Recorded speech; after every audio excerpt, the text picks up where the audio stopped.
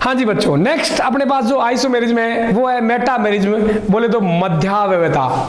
इसको मध्यावयवता क्यों बोला, बात करते हैं। उससे पहले आप बता दूं, इसके लिए बहुत क्लियर और इंस्टिंक्ट कंडीशन है, जो भी कंपाउंड उस कंडीशन को फॉलो करता है वो मध्यावयवता मेटामेरिज्म शो कर सकता है। और वो कंडीशन है all functional groups which have two or more than two free valencies, मतलब two or more than two free valencies है, पॉलीवेलेंट है, मल्टीवेलेंट है और उससे जुड़े हुए एल्किल ग्रुप अलग अलग है, तो ऐसे आइसोमर्स को अपन क्या बोलते हैं, मेटामर्स बोलते हैं। और इस आइसोमेरिज्म को मेटामेरिज्म बोलते हैं। फॉर एग्जाम्पल मैं क्या कहना चाह रहा हूं, जैसे मेरे पास है ईथर। ईथर एक फंक्शनल ग्रुप है, इसकी दो वैलेंसी फ्री है, क्लियर, पहली कंडीशन पार। अब मैं इसे एक ऐसा कंपाउंड बनाऊं कि भाई CH3 CH2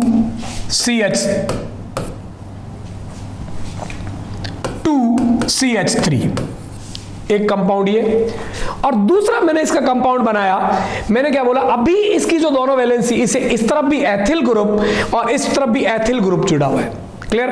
इसमें करना क्या होता है, जस्ट एक CH2 ग्रुप का जंप करना होता है। मैंने ये CH2 जंप करके इधर ले आया और मेरे पास एक अलग स्ट्रक्चर बन गई भाई, CH3 CH2 CH2O CH3, clear. अब देखिए इसकी दोनों वैलेंसी फ्री थी, इसके अंदर एक तरफ था एथिल, दूसरी तरफ था एथिल, बट इसको कंपेयर करता हूं मैं, एक को कंपेयर करता हूं बच्चों भी इससे, तो देखिए इसमें इस तरफ है आपका मैथिल और इस तरफ है एन प्रोपिल, मतलब क्या, फ्री वैलेंसी से जुड़े हुए एल्किल ग्रुप जो इसके हैं वैसे इसके नहीं है। ऐसा कैसे होता है, एक सिंपल CH2 ग्रुप मैंने इधर से इधर ट्रांसफर, CH2 को उठाया और इधर ले आया, वापस CH2 को अगर इधर ले आता हूं तो सेम ऊपर वाला केस बन जाएगा। तो ऐसे सारे कंपाउंड्स जिनके अंदर मिनिमम दो से ज्यादा चलेगी, मिनिमम 2 या 2 से ज्यादा, इसलिए हमने बोला बहु संयोजी फ्री वैलेंसीज है और उन फ्री वैलेंसी से जुड़े हुए एल्किल ग्रुप अलग अलग हैं, एक कंपाउंड में अलग, अगले कंपाउंड में अलग है, दोनों। ऐसे नहीं बोल रहा हूं कि ये आपस में अलग है, नहीं, इस कंपाउंड के जो दोनों ग्रुप जुड़े हुए हैं, दूसरे कंपाउंड के जो दोनों ग्रुप जुड़े हुए हैं फ्री वैलेंसी से, वो अलग अलग होने चाहिए। ऐसा जो होगा कंपाउंड, वो कंपाउंड आपस में मेटामर्स होंगे और इसको मेटामेरिज्म होंगी। तो इसके लिए कंडीशन क्या, फ्री वैलेंसी 2 से ज्यादा होनी चाहिए, ठीक है। तो ऐसे कंपाउंड अपन ढूंढ लेते हैं और अपने को पता चल जाएगा पूरी ऑर्गेनिक के अंदर कि भाई कौन कौन कंपाउंड है जो हमारे को क्या कहते हैं, मेटामेरिज्म दे सकते हैं। तो पहला एग्जांपल ईथर आपके सामने है, लाइन से चलते हैं। ईथर ऐसी वैलेंसी शो करेगा, ऑक्सीजन हटायो और सल्फर आयो, थायो कहलायो, इसको बोल दिया भैया थायो ईथर। ईथर, थायो ईथर, इसके बी दोनों वैलेंसी फ्री है, इधर अलग अलग लगा सकता हूं, एक तरफ मैं इधर एथिल और इधर मैंने लगाया एथिल, दूसरी तरफ ये सेम, इसे चेंज कर सकता हूं, क्लियर। इसी तरीके से अगला मेरे पास है कीटो ग्रुप, जिसकी 2 ये वैलेंसी फ्री है और मैं इनको आपस में एक्सचेंज कर सकता हूं, है ना। मैं एक एग्जांपल लेके भी आपको बता दूंगा, बट अभी एक बार आप सारे एग्जांपल्स देख लें। जैसे कीटो के एग्जांपल की मैं अगर बात करूं तो आपसे देखिए CH3 CH2 C double bond O CH2 CH3, ठीक है।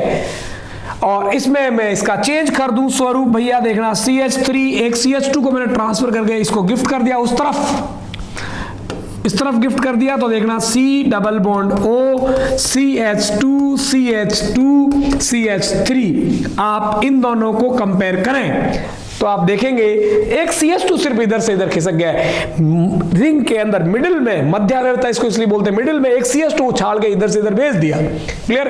ऐसा वो कर पाएंगे जिसके पास 2 वैलेंसी फ्री हो और दोनों वैलेंसी से जुड़े हुए ग्रुप, एल्किल ग्रुप दोनों कंपाउंड्स में अलग अलग हो। इस कंपाउंड में दोनों ग्रुप एथिल है, इसमें इस तरफ है मैथिल और इधर है एन प्रोपिल अलग अलग ग्रुप है, तो ये आपकी कहलाएगी मेटामेरिज्म, मध्यावयवता।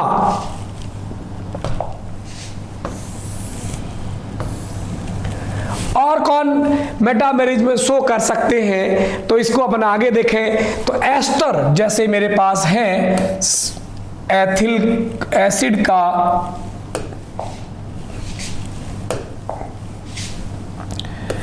एस्टर, भाई मांझा क्यों ऐसे कर रहा है?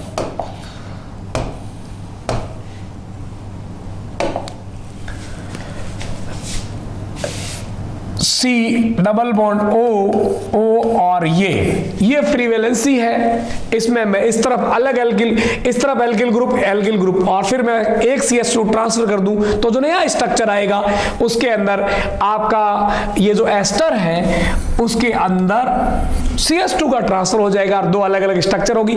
जैसे मैं बताऊं आपको बोल देता हूं CH3C double bond O CH3, आपने चेंज मारा, इधर केवल हाइड्रोजन बच गया SC double bond O CH2 CH3। यहां से एक CH2 ग्रुप उठा के आपने दूसरी वाली वैलेंसी की तरफ शिफ्ट कर दिया। दो फ्री वैलेंसी है, एक फ्री वैलेंसी यहां है, एक फ्री वैलेंसी यहां है, एक तरफ से उठाया और दूसरी फ्री वैलेंसी की तरफ CH2 ट्रांसफर कर दिया, तो ये दोनों आपस में होंगे मेटामर्स। तो एस्टर भी आपको मेटामेरिज्म में शो कर सकता है। अगला एग्जांपल देखें, एसिड एनहाइड्राइड। आप देखें एसिड एनहाइड्राइड को C double bond O C double bond O ये भी आप देख पा रहे हैं, इसके पास भी दो वैलेंसी फ्री है और दो वैलेंसी फ्री है, तो ये आराम से ट्रांसफर कर सकता है। जैसे मैंने इधर लगाया एथिल ग्रुप और इधर भी लगाया ethyl group C2H5 C2H5। Next में मैंने इसको चेंज कर दिया, इधर कर दिया methyl C double bond O C double bond O और यहां मैंने कर दिया N प्रोपिल, बोले तो CH2 CH2 CH3 group.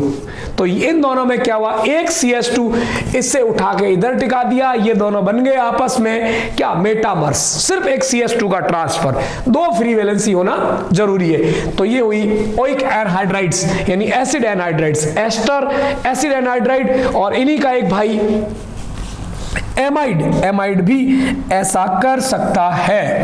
Amide के साथ देख लेते हैं एसिड एमाइड। जैसे मेरे पास है CH3CH2C double bond O NH2, clear. इसके अंदर दो फ्री वैलेंसी आपको कैसे बता सकते हैं, देखिए मैं बताता हूं। C डबल बॉन्ड O यहां और ये NH, इस हाइड्रोजन को शिफ्ट करके आप यहां वैलेंसी फ्री कर सकते हैं, दो वैलेंसी फ्री कर सकते हैं, वो भी एमाइड कहलाएगा, क्लियर। तो देखिए चेंज करें इसको, मैं इसका मेटामेर बनाता हूं CH3C double bond O NH CH3, both are the acid amide. और फर्क क्या है, यहां से CH2 उठा और इसकी जो दूसरी फ्री वैलेंसी थी यहां इस तरफ शिफ्ट हो गया और ये दोनों आपस में बन गए आपके क्या, मेटामर। CH2 का ट्रांसफर, दो फ्री वैलेंसी होनी चाहिए, क्लियर। एक और एग्जांपल इसका देखते हैं बच्चों।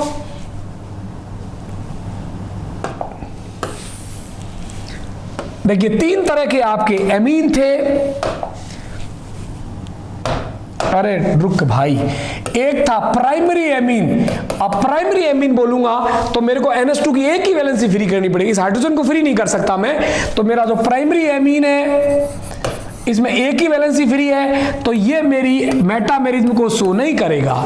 लेकिन अगर सेकेंडरी एमीन की बात करें बच्चों तो उसमें दो वैलेंसी फ्री है, ये मेटामेरिज्म शो कर सकता है, करके दिखाएंगे। और एक टर्सरी एमीन, मैंने कहा दो से ज्यादा कितनी भी वैलेंसी हो सकती है, मिनिमम दो वैलेंसी फ्री होनी चाहिए। तो इसका मेटामर बताते हैं आपको। जैसे मेरे पास यहां है एथिल ग्रुप और यहां भी है एथाइल ग्रुप, क्लियर। और मैंने ट्रांसफर मारा, हाइड्रोजन नहीं रहना चाहिए वरना तो प्राइमरी एमीन बन जाएगा। ये तीनों आपस में फंक्शनल आइसोमर्स हैं, बट मैं इसी की दूसरी स्ट्रक्चर बना रहा हूं। NH यहां पर CH3 और यहां CH2 CH3 एन प्रोपिल। तो ये आपके दोनों आपस में हो गए क्या, मेटामर्स, Mi। क्लियर। इसी तरीके से यहां अगर मैं बात करता हूं, मेरे पास यहां है CH3, यहां है एथिल और यहां है प्रोपिल ग्रुप। क्लियर। और मैंने एक ट्रांसफर कर दिया उधर, एन एथिल और एक ट्रांसफर हो गया, तो ये भी एथिल बन गया। ये दोनों आपस में क्या होंगे, मेटामर्स। क्लियर। क्योंकि एक CH2 इधर से उठा के मैंने इधर ट्रांसफर कर दिया, ये प्रोपिल का, ये रह गया एथिल, ये भी बन गया एथिल, ये भी रह गया एथिल, तीनों एथिल बन गया। क्लियर। तो ये तीनों A B, इनका तो खैर फॉर्मूला ही सेम नहीं है। मैं बोलूं ये दोनों आपस में क्या है, ये दोनों आपस में मेटामर्स। ये दोनों आपस में क्या है, मेटामर्स। आपसे पूछो ये दोनों आपस में क्या है, ये प्राइमरी एमीन है, सेकेंडरी एमीन है। प्राइमरी एमीन और सेकेंडरी एमीन क्या होते हैं, फंक्शनल आइसोमर्स। गलत। अरे भाई मॉलिक्यूलर फॉर्मूला तो सेम होना चाहिए। ऐसे कंपाउंड जिनका मॉलिक्यूलर फॉर्मूला सेम हो देन प्राइमरी, यहां पता ही नहीं आर का मतलब क्या है।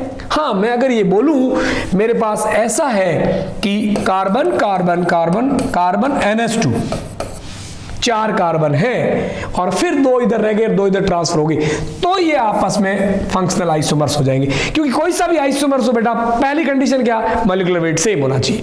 मॉलिक्यूलर वेट सेम नहीं है तो प्राइमरी चाहे सेकेंडरी कोई हो, अलग अलग कंपाउंड्स हैं, तो वो कोई सा भी आइसोमेरिज्म नहीं शो करेगा। तो ये सारे केस थे आपके बोले तो मेटामर्स के, है ना। और लास्ट अपना स्ट्रक्चरल आइसोमेरिज्म बच्चों, उसका नाम है रिंग चेन आइसोमेरिज्म। बिल्कुल डिफरेंट, बहुत आसान, सबसे आसानी से पकड़ में आने वाला isomerism, ring chain isomerism. Isomerism बोले तो रिंग मतलब वलय श्रृंखला, हिंदी भाषी विद्यार्थियों वलय श्रृंखला समावयवता, रिंग चेन आइसोमेरिज्म बोलते हैं RCI। क्लियर। इसमें बहुत क्लियर पता होता है। अभी जस्ट आगे अपन पढ़ने वाले हैं, degree of unsaturation, degree of unsaturation same होता है। एक कंपाउंड नॉर्मल होता है और एक में साइक्लिक रिंग होती है। ठीक है, जनरल फॉर्मूला सेम। एक बिना रिंग वाला कंपाउंड रिंग वाले कंपाउंड में कन्वर्ट हो जाए तो दोनों आपस में कहलाते हैं RCI, रिंग चेन आइसोमर्स। जैसे देखो बच्चों, CH2 double bond CH3। Clear. ये अपना है, मतलब वन बोलने की जरूरत नहीं है, प्रोपीन। और इसका मैं बनाऊं साइक्लोप्रोपेन। ये प्रोपीन है, इसका RCI जो बनेगा साइक्लोप्रोपेन। आप चेक कर लीजिए, यहां पर H2, यहां पर भी H2 वैलेंसी कंप्लीट करने के लिए आप देख लो 3 कार्बन 6 हाइड्रोजन, 3 कार्बन 3 और 2 5, एक यहां पर वैलेंसी के लिए 6।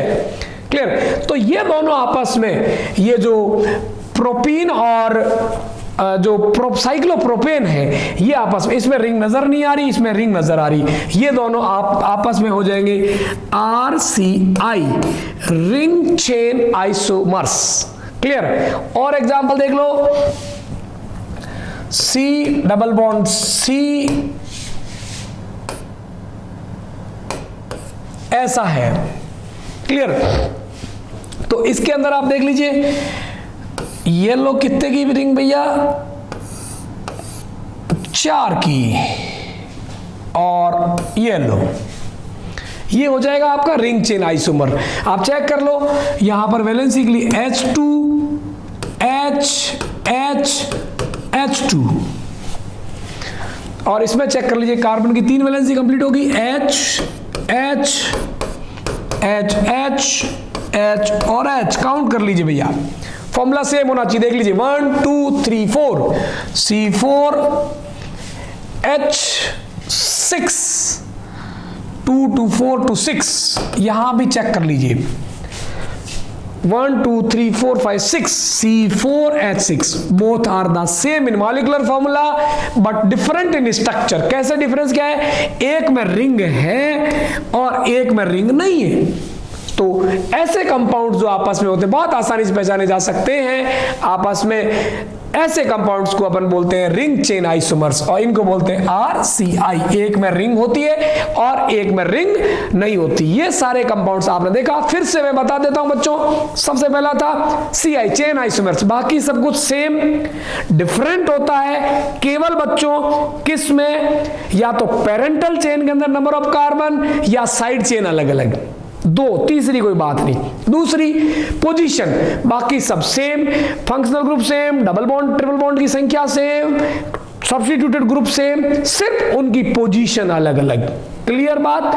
थर्ड बात फंक्शनल ग्रुप की, फंक्शनल ग्रुप बाकी सब कुछ सेम, सेम जनरल फॉर्मूले से।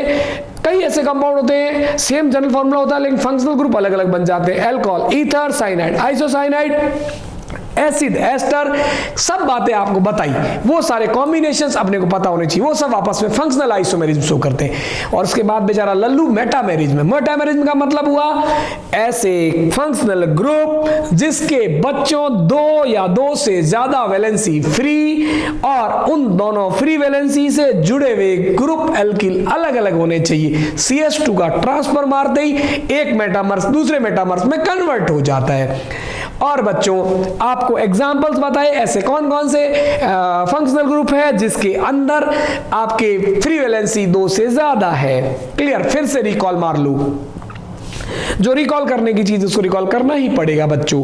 Ether, thio ether, ketone, ester, oic anhydride, amide और 2 डिग्री और 3 डिग्री एमीन्स, ये सब आपके मेटामेरिज्म शो करने वाले। एंड एट लास्ट जो आपका ring chain isomers, very simple, ring और चेन में एक में रिंग होगी क्लोज रिंग और एक में क्लोज रिंग नहीं होगी और जनरल फॉर्मूला सेम होगा, उनको अपन बोलते थे RCI। और लास्ट आपका स्ट्रक्चरल आइसोमेरिज्म बना टोटोमेरिज्म, चला व्यवता, ठीक है, एक्टिव हाइड्रोजन के ट्रांसफर होने से बनता है। इसको पढ़ेंगे आइसोमेरिज्म के लास्ट में क्योंकि उसके अंदर कुछ ऐसी चीजें काम में आएगी बच्चों जो दूसरी आइसोमर्स में स्टडी करने के बाद लास्ट में अपन पढ़ेंगे टोटोमेरिज्म और टोटोमार्स के बारे में। क्लियर। तो ये थी सारी बातें स्ट्रक्चरल आइसोमेरिज्म के बारे में बच्चों। अब बारी है क्वेश्चन करने की। लेकिन बच्चों मजे की बात क्या कि जब भी किसी कंपाउंड के अपने को टोटल आइसोमर्स बोलते हैं तो उसमें हम सीधे वाले भी सोचेंगे, क्लोज रिंग वाले भी सोचेंगे, सोचना अपने दिमाग से है। बट एक चीज इसमें अपनी बहुत मददगार साबित होती है बच्चों, और वो है क्या, डिग्री ऑफ अनसेचुरेशन।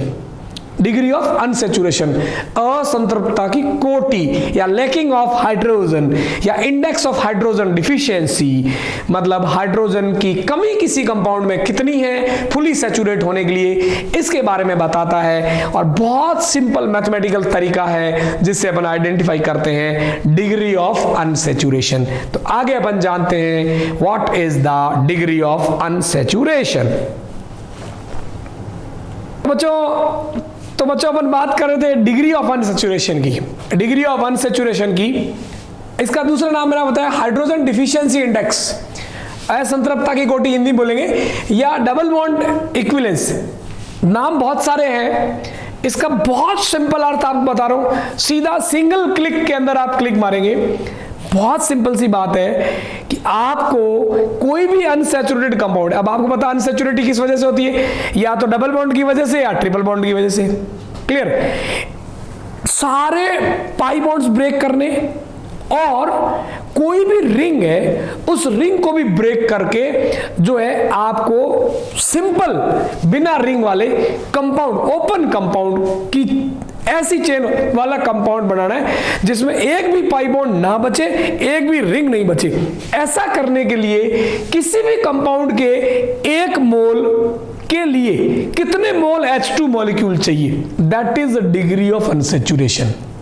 मतलब क्या कि भाई कोई भी कंपाउंड दे दिया, उसका 1 मॉलिक्यूल ले लो, उसके 1 मॉलिक्यूल में क्या क्या सल्टन है अपने को, all pi bonds, as well as all rings break करनी है, और आपको ओपन कंपाउंड चाहिए, क्लियर वाला रिंग नहीं होनी चाहिए। ऐसा करने के लिए एक मॉलिक्यूल के लिए H2 के कितने मॉलिक्यूल चाहिए, that is called as degree of unsaturation. For example, जैसे मेरे पास एक कंपाउंड है, ये कंपाउंड है, क्लियर। अब आपको पता है भाई CH2CH और CH2 ये कंपाउंड है। बच्चों इसमें कितने पाई बॉन्ड्स है, 2 पाई बॉन्ड्स है। अब इस पाई बॉन्ड को मैं अगर बच्चों ब्रेक करूंगा तो क्या होगा, ये बॉन्ड टूटेगा, इसके बदले में एक H यहां लगाना पड़ेगा, एक H यहां लगाना पड़ेगा, वैलेंसी तो पूरी करनी पड़ेगी, और ये भी पाई बॉन्ड, क्योंकि सारे पाई बॉन्ड तोड़ने, एक बॉन्ड ये टूटेगा तो यहां पर भी H और यहां पर भी H लगाने पड़ेंगे। तो बच्चों इसके इस कंपाउंड के एक मॉलिक्यूल के लिए अपने को हाइड्रोजन एटम कितने लगाने पड़े, 1 2 3 4, तो H2 मॉलिक्यूल कितने लगाने पड़े, 2 H2 मॉलिक्यूल। तो इस कंपाउंड का डिग्री ऑफ अनसैचुरेशन जो है वो 2 हो गया। इससे सिंपल बात और क्या होगी, degree of unsaturation simply means you have to break all pi bonds as well as you have to break rings, all rings, all ring breaks कर दो, कंपाउंड को फुल्ली दबा दो, हाइड्रोजन से कंप्लीट सैचुरेट कर दो, इसलिए इसको बोलते हैं डिग्री ऑफ अनसैचुरेशन।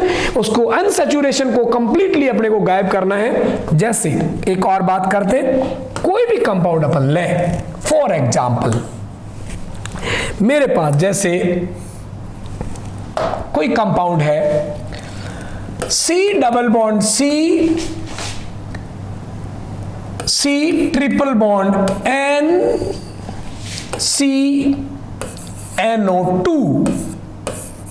ठीक साहब, कोई भी कंपाउंड, हमने कंपाउंड पकड़ा, अपने को क्या करने भैया, सारे पाई बॉन्ड सल्टाने।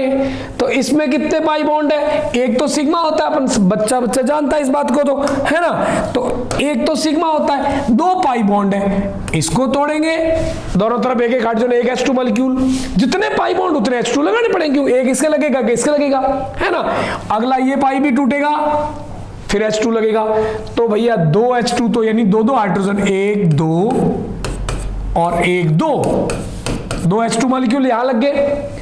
यहां पर ये एक पाई बॉन्ड है, फिर से एक H और एक H यहां से लगेगा, ठीक है, एक H2 मॉलिक्यूल यहां खपत हो गए, जितने पाई बॉन्ड उतने H2 लग रहे हैं। कुल मिला के मेरे पास जो दिमाग में समरी आ रही वही, ये भी देखो बच्चों पाई बॉन्ड है, मैंने ये तो कहा ही नहीं कार्बन कार्बन वाला तोड़ना है, सारे लाइन से सल्टाने हैं। तो बच्चों बोलो यहां पर क्या लगेगा, H, और एक कहां लगेगा, यहां H, तो कितने H2 मॉलिक्यूल, 1 2 3 4। तो बच्चों बोलो इस कंपाउंड का DU कितना हो गया रे, 4। इस कंपाउंड का डिग्री ऑफ अनसैचुरेशन हुआ 4, डिग्री ऑफ अनसैचुरेशन 4। और देखते हैं, देखिए मेरे पास कोई कंपाउंड है ऐसा, क्लियर, और मुझे इसके लिए डिग्री ऑफ अनसैचुरेशन कैलकुलेट करना है।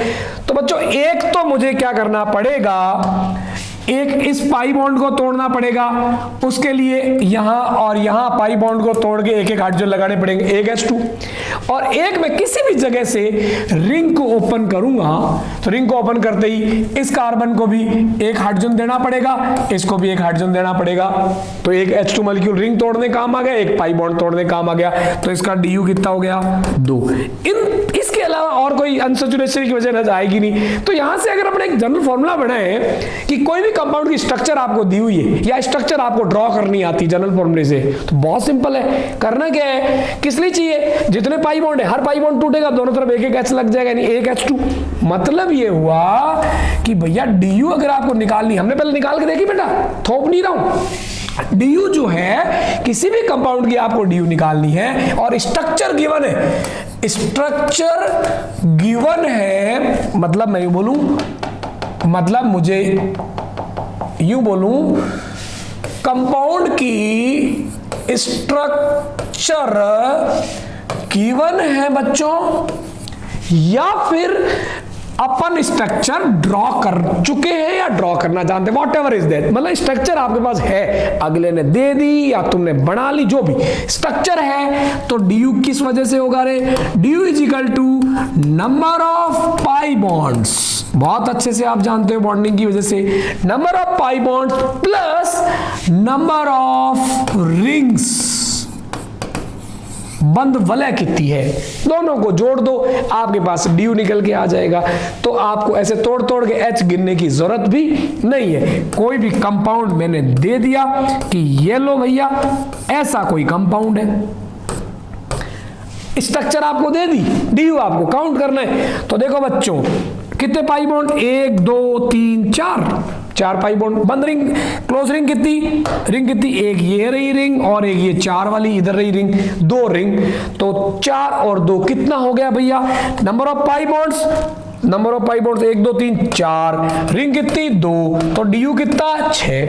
इस तरीके से किसी भी कंपाउंड का आप डी कैलकुलेट कर सकते हैं। दूसरी बात, आपको मॉलिक्यूलर फॉर्मूला दिया हुआ है, मॉलिक्यूलर फॉर्मूला दिया हुआ है और आप स्ट्रक्चर ड्रॉ करने की जहमत नहीं उठाना चाहते, आप स्ट्रक्चर नहीं बनाना चाहते, स्ट्रक्चर बनाओगे तो यही केस हो गया, बट आपको मॉलिक्यूलर फॉर्मूला बच्चों दिया हुआ है और आपकी नीयत नहीं है स्ट्रक्चर बनाने की, और आप डायरेक्ट फॉर्मूले से ही, जो मॉलिक्यूलर फॉर्मूला है वहीं से, आपके पास गिवन क्या है बच्चों, ये हिल क्यों रहा है, आपकी नीयत खराब इसलिए है ना, तो आपको गिवन है मॉलिक्यूलर फॉर्मूला, क्या गिवन है बच्चों, मॉलिक्यूलर फॉर्मूला गिवन है, और आप बिना मेहनत किए नीयत खोटी तुम्हारी हो गई और आपको चाहिए डिग्री ऑफ अनसैचुरेशन, तो भैया मैं तो कहूंगा नीयत खोट मती कर, स्ट्रक्चर बना ले, डी आ जाएगा, बट आप तो कह रहे हो सर मैं तो खोटी नीयत का हूं, तो भैया ये ले, उस कंडीशन में आपको क्या करना है, डी के लिए जुगाड़ लगाना है, क्या करना है, डी कार्बन एटम की जितनी भी संख्या है उसमें एक जोड़ दे, जादू होगा देखना भी है, और जादू नहीं करे विधि से जाए तो स्ट्रक्चर बना के गिन के बताए, ठीक है, माइनस ये बड़े वाला bracket, okay, number of hydrogen atom plus number of halogen, chlorine bromine iodine कोई भी, माइनस नाइट्रोजन डिवाइडेड बाय 2 कर दे तू, और सीधा डी ले ले तू। इससे आप किसी भी कंपाउंड का डायरेक्ट डिग्री ऑफ अनसैचुरेशन बच्चों कैलकुलेट कर सकते हैं। चलो एक कैलकुलेट किए हुए फॉर्मूले को इस पे आजमा लेते हैं और बाद में ट्राई करते हैं। जैसे मैंने बच्चों बोला CH2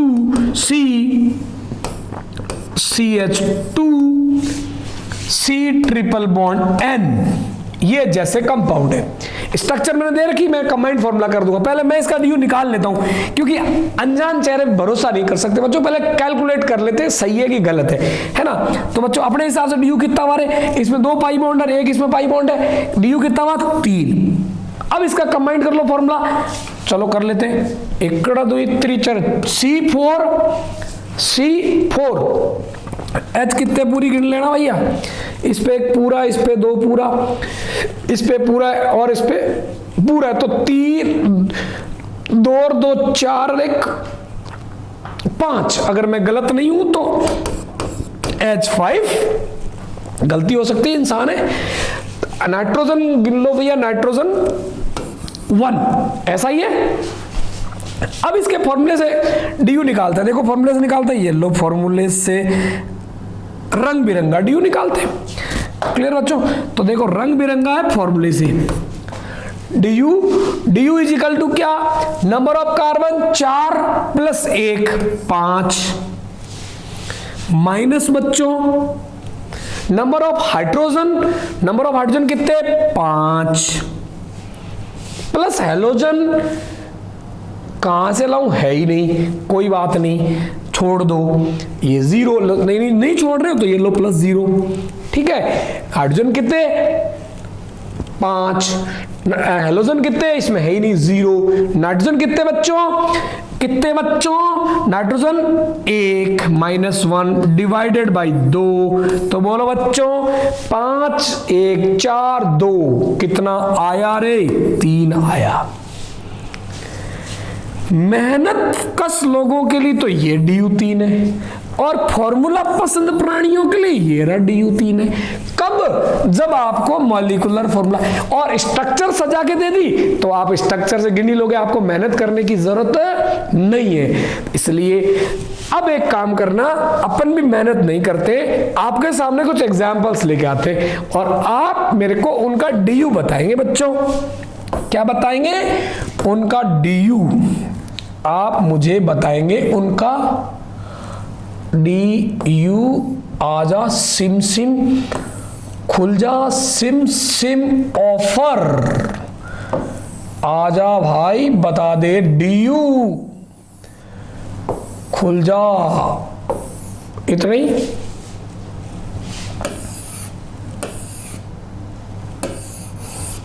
ढूंढते हैं सिम सिम खुल जा, सिम सिम ऑफर। ये लो भैया, ये आपके पास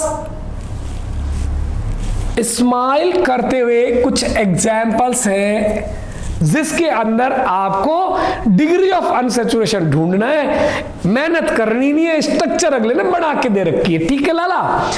तो देखो भाई, डिग्री जब स्ट्रक्चर दे रखी हो तो डिग्री ऑफ अनसैचुरेशन क्या? Pi bond plus ring. और जब मॉलिक्यूलर फार्मूला दे रखा हो तो क्या? कार्बन +1, और घटाना क्या है? हाइड्रोजन में हेलोजन जोड़ के नाइट्रोजन घटा के 2 से डिवाइड करके घटा दो, बताया अभी आपको। क्लियर? तो अभी तो स्ट्रक्चर है आपके सामने, आओ मिलके गिने। कितना पाई बॉन्ड भैया? 1, तो इसका डिग्री ऑफ अनसैचुरेशन, ठीक है, ब्लू रंग वाला 1। इसमें बोलो बच्चों 1 2 3, रिंग है ही नहीं, डिग्री ऑफ अनसैचुरेशन 3, ठीक है। और बोलो बच्चों 1 2 3 पाई, और एक बंद रिंग नजर आई, तो 3 और 1 कितना होता रे? 4, डिग्री ऑफ अनसैचुरेशन 4। आगे बढ़ जाओ, इसमें देखो 1 पाई बॉन्ड, 2 पाई बॉन्ड या 2 डबल बॉन्ड है, 3 4, 4 तो पाई बॉन्ड है और 2 ये रिंग है छोटी छोटी साइडों में, तो 4 और 2 डिग्री ऑफ अनसैचुरेशन कितना बच्चों? 6। आगे देखो बच्चों, ये ट्रिपल बॉन्ड है, ट्रिपल बॉन्ड में 2 पाई बॉन्ड होते हैं, अपन सब जानते हैं, बॉन्डिंग में बहुत ढंग से पढ़ा है, क्योंकि मल्टीपल बॉन्ड में 1 सिग्मा होते हैं, बाकी सब पाई होते हैं। तो 2 2 2 2 कितना हो गए रे? 4 और 4 8 पाई बॉन्ड। आगे देखते हैं बच्चों, कितने पाई बॉन्ड? 1 2 3, अंधा ही गिन के बता दे, नहीं 4 5, 5 और 2 रिंग हो गई 7। क्लियर? अगर तुम दो 7 तो कुछ और एग्जाम्पल आगे तुम्हारे सामने। ये सिम ऑफर आ रहे हैं। क्लियर? ब्लू कलर को तो चेक कर लिया, अब थोड़ा येलो कलर से भी DU चेक कर लेते जरा। क्लियर? तो फिर से स्ट्रक्चर आपके सामने है, घबराने की जरूरत नहीं है। क्लोज रिंग्स कितनी है? ये रही 1 2 3 4 5। मैंने ये तो कहा ही नहीं कितने मेंबर की होनी चाहिए, क्लोज रिंग होनी चाहिए 5। और डबल बॉन्ड कितना भैया? 1 2 3 4 5, 5 ये और 5 ये, तो 5 और 5 10। इसमें बोलो भाई रिंग कितनी? 1 2, रिंग कितनी? 1 2, और डबल बॉन्ड कितना? 1 2 और 1 3, डिग्री ऑफ अनसैचुरेशन 3। इसमें बच्चों रिंग कितनी? 1 2 3, डबल बॉन्ड कितने? 1 2 3 4 5 6 7, 7 और 3 10। जितू भैया 7 और 3 10। इधर देखो नेक्स्ट एग्जाम्पल, इसमें देखो 2 रिंग एक दूसरे सटी हुई दिख रही है, 2, और डबल बॉन्ड कितने? 1 और 1 2, 2 और 2 4, सभी जानते हैं।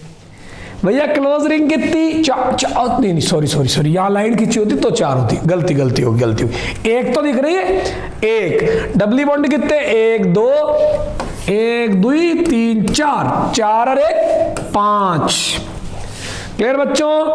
इसमें देखो बच्चों रिंग कितनी, देखो एक यहां से शुरू होके ये यहां से होते हुए एक और एक साइड वाली 2 और एक डबल बॉन्ड, 2 तो रिंग दिख रही है, बीच में एक रिंग थी लेकिन बीच में चीर फाड़ कर दिया, 2 टुकड़े हो गए, ये और ये 2 रिंग और एक डबल बॉन्ड दिख रहा भाई, 2 और 1 3।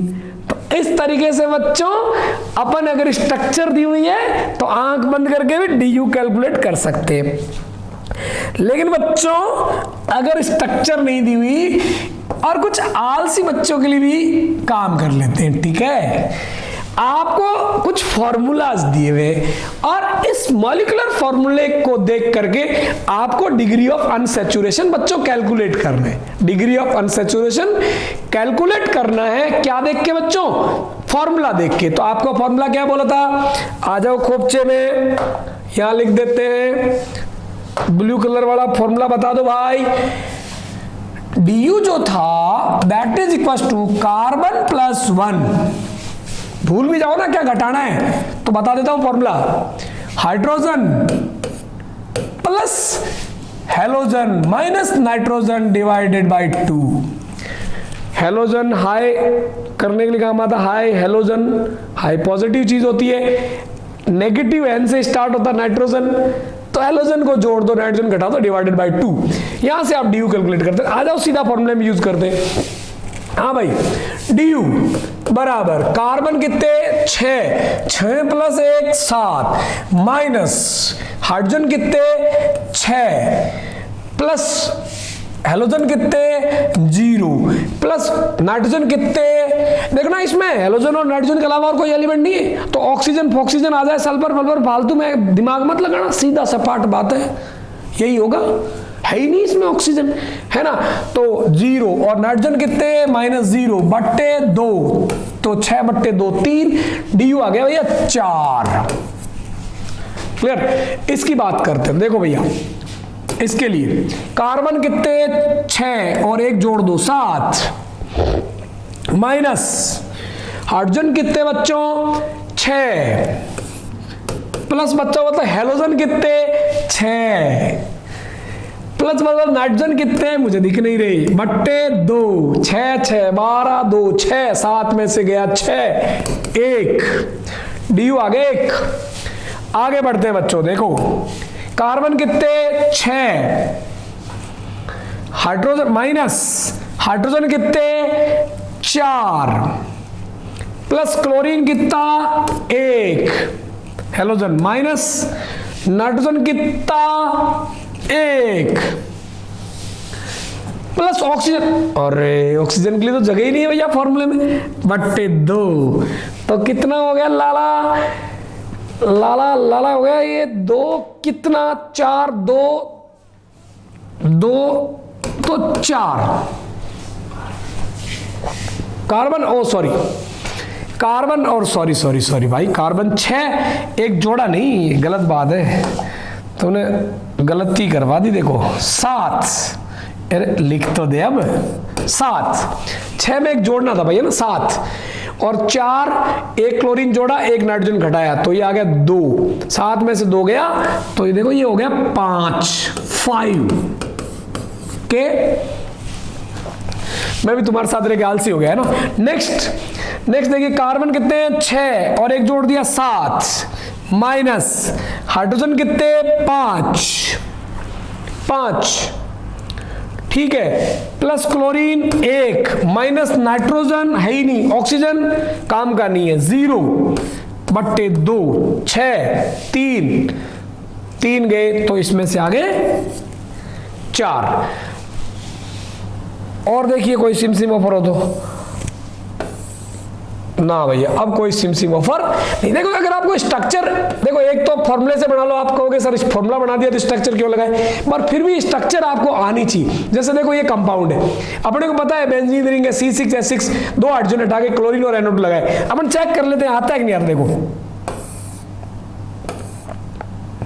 जैसे देखो ये एग्जांपल है C6 वाला, अपन जैसे चेक करते हैं ना, ये देखो बेंजीन रिंग C6H6 से सब्स्टिट्यूट होके बना है, इतना तो पता चल जाता अपने को। C6H6 बेंजीन होता है, एक हाइड्रोजन हटा के क्लोरीन और एक हाइड्रोजन लगा के NO2, और अपन सब जानते हैं बॉन्डिंग में NO2 की स्ट्रक्चर बनाना, NO2 स्ट्रक्चर आपको आनी चाहिए। कैलकुलेट कर लेते, देखो डबल बॉन्ड कितने, 1 2 3 और एक ये रहा 4, और रिंग कितनी, 1, तो 4 1 5, देख लो ये आ गया 5। तो आप डायरेक्ट फॉर्मूले से भी कर सकते हैं, प्लस स्ट्रक्चर अगर आपको बनानी आती है तो स्ट्रक्चर बना के भी आप डिग्री ऑफ अनसैचुरेशन कैलकुलेट कर सकते हैं। इस तरीके से किसी भी गिवन कंपाउंड का बच्चों हम डिग्री ऑफ अनसैचुरेशन कैलकुलेट कर सकते हैं।